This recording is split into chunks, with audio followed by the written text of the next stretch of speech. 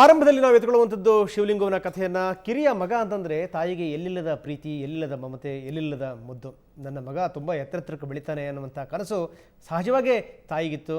ನನ್ನ ಮಗ ನಮ್ಮ ಮನೆಯಲ್ಲೇ ಬುದ್ಧಿವಂತ, ಹೀಗಾಗೇನು ಅಂತಂದರೆ ಒಂದಲ್ಲ ಒಂದು ದಿವಸ ಸಂಸಾರವನ್ನು ಎತ್ತುವಂಥವನು, ಒಂದು ಲೆವೆಲಿಗೆ ತರುವಂಥವನು ಅಂದರೆ ನನ್ನ ಮಗ ಮಾತ್ರ ಅಂತ ಆ ತಾಯಿ ಕನಸು ಕಾಣ್ತಾ ಇತ್ತು.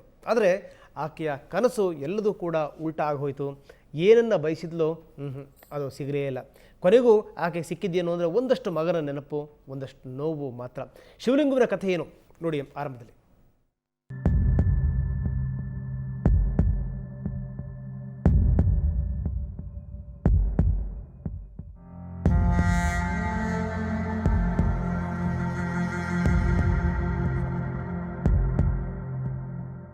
ಇದ್ದಾನೆ ನಂದು ನಿಮ್ಮ ಕೊಂಡಿಗೇನು ಖಂಡಾನ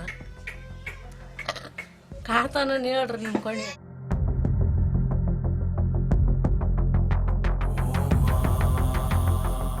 ಆ ಮಗನ ಮರ್ಲಾರ್ನೇ ಅಪ್ಪ ನಾನೇನು ಹೇಳತ್ತನ ಸುದ್ದಿ. ವಯಸ್ಸಿನ ಮಗ ಸತ್ತು ಹೋದ ಅಂತ ಸುದ್ದಿ ಬಂದ್ರೆ ಯಾರಿತ್ತಾನೆ ದಿಗ್ಭ್ರಮೆಯಾಗಲ್ಲ ಹೇಳಿ. 25 ವರ್ಷದ ತನ್ನ ಕೊನೆಯ ಮುದ್ದು ಮಗನನ್ನ ಕಳೆದುಕೊಂಡ ಹನುಮಂತಮ್ಮನಿಗೂ ಅಂದು ಆಗಿದ್ದು ಅದೇ. ಬೆಂಗಳೂರಿಗೆ ಹೋಗ್ತೀನಮ್ಮ ಅಂತ ಹೇಳಿ ಹೋದ ಮಗ ನಕ್ಸಲ್ಲಾದ ಅಂತ ನಂಬೋಕು ಹನುಮಂತಮ್ಮ ತಯಾರಿಲ್ಲ. ಮಗ ಸತ್ತಿದ್ರೂ ಎಲ್ಲಾದ್ರೂ ಕಾಣಿಸ್ತಾನ, ಮತ್ತೆ ಬರ್ತಾನ ಅನ್ನೋ ನಿರೀಕ್ಷೆಯಲ್ಲೇ ಕಾಲ ದುಡ್ತಿದ್ದಾರೆ ಹನುಮಂತಮ್ಮ. ಇದ್ದಾನೆ ನಂದು ನಿಮ್ಮ ಕೊಂಡಿಗೇನು ಖಂಡಾನ ಕಾತಾನ ಹೇಳ್ರಿ ನಿಮ್ಮ ಕೊಂಡಿಗೆ. ಪ್ರೇಮ್ ಅಂತ ನೋಡಿ, ಪ್ರೇಮನ್ ನೋಡಿದಾರ, ಪ್ರೇಮನ್ ನೋಡ್ದನ ಅಂತ ಕಾಸಿ ಎತ್ಕೊಂಬಕ್ ಹೋಗ್ಯಾನ ಇತ್ಕೊಡ್ದ್ಬಿಟ್ಟಾರ ಬಾಮಚ್ಚಿ ಪೊಲೀಸರು. ಅವ್ರು ಕೂಡ ಖಾಲಿ ಆದ್ರಲ್ಲ, ಅವ್ರು ಸೋತರು ಪೊಲೀಸರು. ಇತನ ನೋಡ್ದಕ್ಕೆ ಆತನು ಅವ್ರು ಹೊಡೆದ್ರು. ರಾಯಚೂರಿನ ಗಿಣಿವಾರ ಗ್ರಾಮದ ಶಿವಲಿಂಗುವಿನ ತಂದೆ ಬೀರಪ್ಪ ಸಾಧು, ತಾಯಿ ಹನುಮಂತಮ್ಮ ಅನಕ್ಷರಸ್ಥೆ. ಎಷ್ಟೇ ಕಷ್ಟಗಳಿದ್ರೂ 4 ಮಕ್ಕಳಿಗೆ ಉತ್ತಮ ಶಿಕ್ಷಣ ಕೊಡಿಸಿದ ಕುಟುಂಬ. ಹೊಟ್ಟೆ ಬಟ್ಟೆ ಕಟ್ಟಿ ಸಾಕಿದ್ದ ತಂದೆ ತಾಯಿ ಮಗನ ಭವಿಷ್ಯದ ಬಗ್ಗೆ ಮುಗಿಲು ಮುಟ್ಟುವ ಕನಸುಗಳನ್ನಿಟ್ಕೊಂಡಿದ್ರು. ಕೊನೆಯ ಮಗ ಶಿವಲಿಂಗು ಅಂದ್ರೆ ತಾಯಿಗೆ ಅಚ್ಚುಮೆಚ್ಚು. ಬೆಂಗಳೂರಿನಲ್ಲಿ ಕೆಲಸ ಮಾಡೋದಾಗಿ ಹೇಳಿ ಹೋದ ಶಿವಲಿಂಗು ಗೌಪ್ಯವಾಗಿ ನಕ್ಸಲ್ ಸಂಘಟನೆಯ ಭಾಗವಾಗಿ ಹೋದ. ಒಮ್ಮೆ ಗ್ರಾಮಕ್ಕೆ ಬಂದಾಗ ಆತನೊಂದಿಗೆ ತಾನೂ ಬೆಂಗಳೂರಿಗೆ ಬರೋದಾಗಿ ಹನುಮಂತಮ್ಮ ಪಟ್ಟು ಹಿಡಿದಿದ್ಲು. ಆಗ ಶಿವಲಿಂಗು ಹೇಳಿದ್ದೇನು ಗೊತ್ತಾ? ನನಗೆ ಊರು ತುಂಬೆಲ್ಲ ತಾಯಂದಿರಿದ್ದಾರೆ, ನಾನು ಚೆನ್ನಾಗಿಯೇ ಇದ್ದೇನೆ, ನೀನ್ ಬರೋದು ಬೇಡ ಅಂದ್ಬಿಟ್ಟ. ನೋಡಮ್ಮ ನಾವು ಓದ್ತಾನೆ ಬೆಂಗಳೂರಿಗೆ ಅಂದ. ಯಪ್ಪ ನಿನ್ನ ಬಿಟ್ಟು ನಾನು ಹೆಂಗಿರ್ಲಿ, ನಾನು ಬರ್ತಾನೆ ಅಂದೆ. ನಿನ್ನ ಎಲ್ಲಿ ನೋಡ್ಲಮ್ಮ ಅಂದೆ. ನನ್ನ ನೋಡೋಕೆ ಏನೈತಪ್ಪ, ಬೆಂಗಳೂರಿಗೆ ಕೆಲಸ ಐತೆ ಅಂದ್ ನಿಮ್ಮ ಮಕ್ಕಳಂತ ಹೇಳ್ತಾನೆ. ಕೆಲಸ ಐತೆ ಅಂದ್ರೆ ಏನು ಕಸಬೋದು ಬದುಕ್ತಾನಪ್ಪ, ನೀನು ನೋಡ್ಕೊಂತ ಇರ್ತಾನೆ. ಕೇಳಲ್ಲತ್ತ, ನಿನ್ನಂತ ತಾಯಾರು ಜಗ್ಗಿದಾರ ಅಂದ ಹೋದ. ಪ್ಯಾಂಟ್ ಬೂಟ್ ಹಾಕೊಂಡಿದ್ದ, ಆತನ ನೋಡ್ಲಾರ್ದು ಹಂಗೆ ಹೋದ, ದಾಟ್ತಾನೆ ಅಲ್ತಾನೆ.